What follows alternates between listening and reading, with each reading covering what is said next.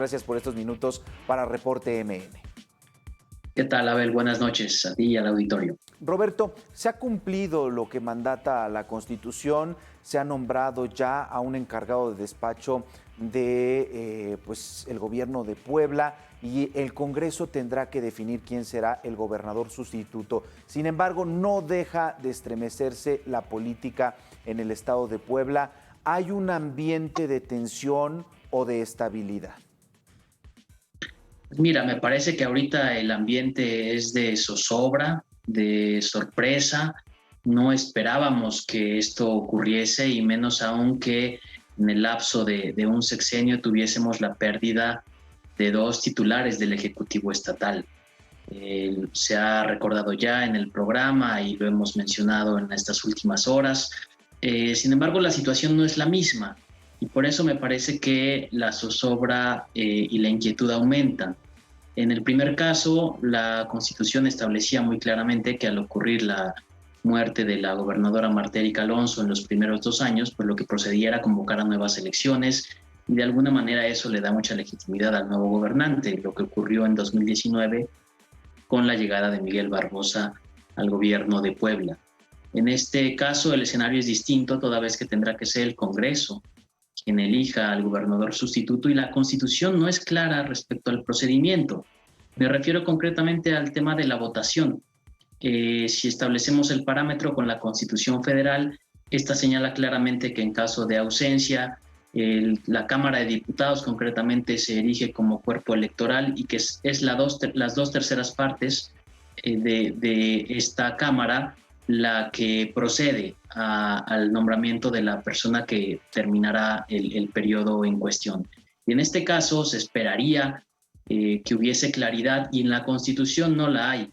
Así que me parece que hay que advertir de esta situación porque esto podría generar, más aún en un contexto político en el que la sucesión por inercia de lo que ocurre a nivel nacional se ha adelantado también en Puebla, pues pueda haber lugar para diferencias o para algunos intereses políticos en disputa.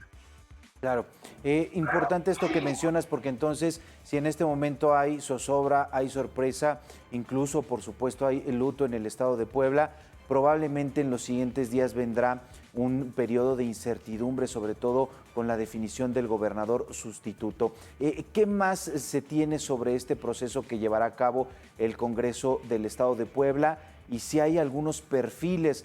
Recordemos que en ese momento, en el fallecimiento de la entonces gobernadora Marta Erika Alonso, se optó por un perfil maduro, serio, con muchas tablas en el tema judicial. En ese entonces, Guillermo Pacheco Pulido, y que incluso no era de un partido que tenía en ese momento el poder. ¿Qué podemos esperar con respecto a este nuevo proceso?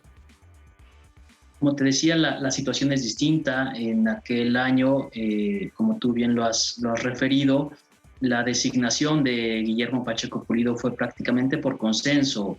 40 votos a favor, una abstención, no se logró la unanimidad, pero fue una votación muy cercana a esta. Y eso se debió en realidad a que estaba iniciando la gestión, ¿no? el periodo sexenal. En este momento, pese a que todavía faltan 2 años el día de mañana, y esto es muy, muy trágico, muy dramático, el gobernador Miguel Barbosa iba a presentar su cuarto informe en la sede del Poder Legislativo.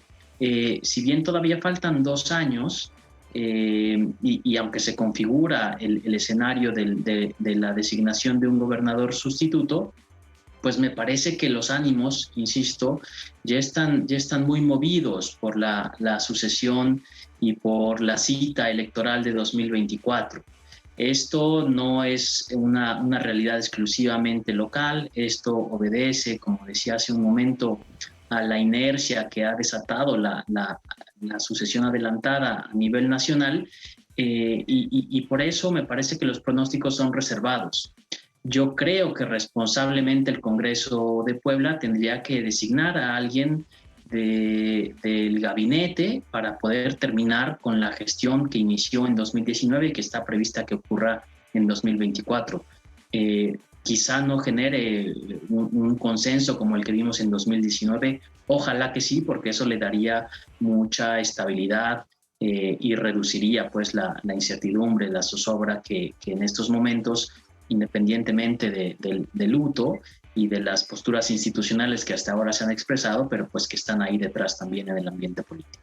Claro, se habla de un periodo de 10 días con este encargo de despacho de Ana Lucía Gil Mayoral, pero también se habla de incluso hasta 30 días en los cuales el Congreso podría ya elegir al gobernador sustituto.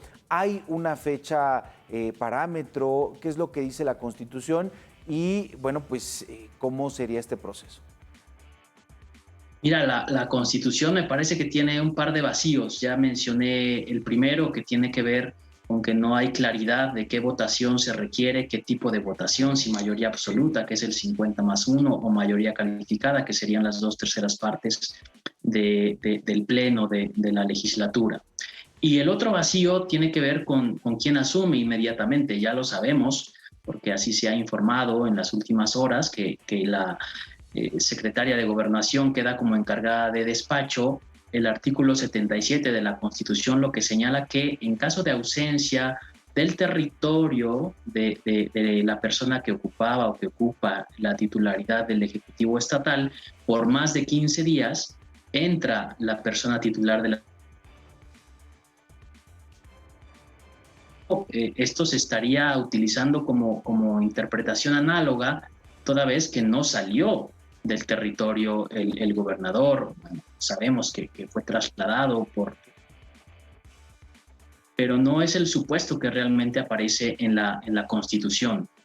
En ese sentido, me parece que esto suma a la incertidumbre por, como te decía, por interpretación análoga, incluso por lo que se hizo en 2018 con la muerte de Marta Erika Alonso, y que entró como encargado de despacho quien ocupaba en ese entonces la Secretaría de Gobernación, Jesús Rodríguez Almeida. Pues se ha recurrido a esta salida, pero la Constitución, atendiendo tu pregunta, no establece ningún periodo, ninguna fecha límite, un plazo en específico para tomar esta decisión. Creo que el Congreso actuaría con... Tenemos problemas ahí con la comunicación, sin embargo, se había mencionado parte importante de este procedimiento. La Constitución no tiene un protocolo. Agradecemos a Roberto Alonso, coordinador de Ciencias Políticas de la Ibero Puebla. Vamos a la pausa, regresamos en 2 minutos.